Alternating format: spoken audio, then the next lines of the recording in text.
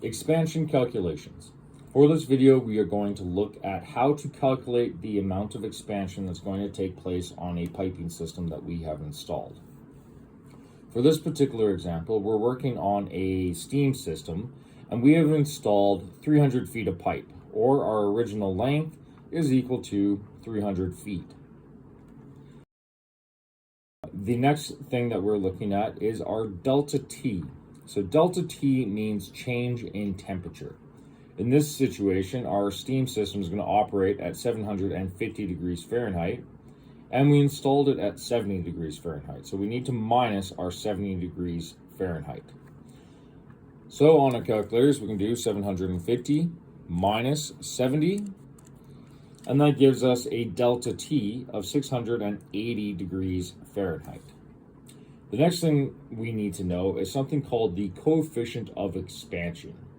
We're working with black iron pipe, which is close enough to the steel for our purposes. So we're going to use this coefficient of expansion right here. Because we are working with a delta T in Fahrenheit, we need to take the coefficient of expansion from the Fahrenheit table. So for my steel, my coefficient of expansion, I'm just going to write that down here, is going to be 0.000067. Now, our formula for these calculations are going to be as the following.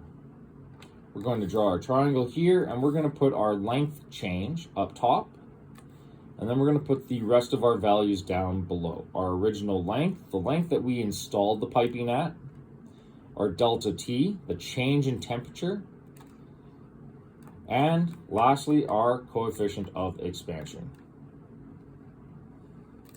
So in this case, I'm looking for the length change, how much this pipe is going to grow once it starts operating. So now I'm going to do that calculation of my overall length of 300 feet multiplied by my delta T of 680 degrees Fahrenheit multiplied by my coefficient of expansion per degree Fahrenheit. Okay, so on our calculators, I have 300 times 680 times 0.000067, and that gives me 1.3668. Now, it's important to realize that when we do these calculations, we need to know what our answer is giving us, what it actually is telling us. That's a number we got from our calculator. So let's look at our units. I used feet as my length, and I have Fahrenheit over Fahrenheit. So the only units left for our calculation will be feet. So it's important to understand what's going on there. Now, if I want to convert this into feet and inches, I could take my decimal of 0.3668, and on my calculator, I'm going to multiply that by 12 inches per foot,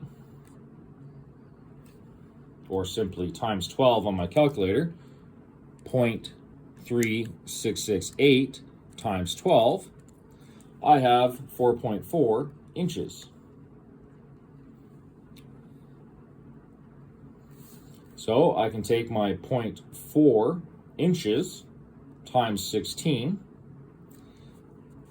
So let's do 0.4 times 16, and I get 6.4. 6.4. So I can say roughly 6 over 16, or simplified to 3 over 8. So my answer in this case would be 1 foot, 4 inches, and 3/8. That would be the total expansion on a steam line that was 300 feet long. Okay, so that is a significant amount of expansion, and we have to install measures to control that.